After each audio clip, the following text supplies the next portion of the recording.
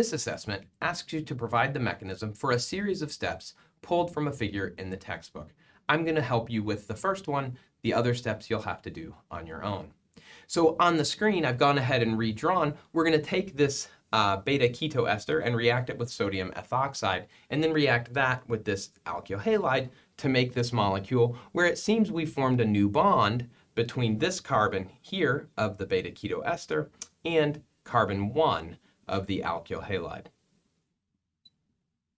So we need to make this carbon nucleophilic. Well, good news, we have base around, and the pK of this proton is around 10, so we can do a deprotonation with sodium ethoxide to make an enolate. And we can go ahead and draw that enolate as being delocalized onto oxygen.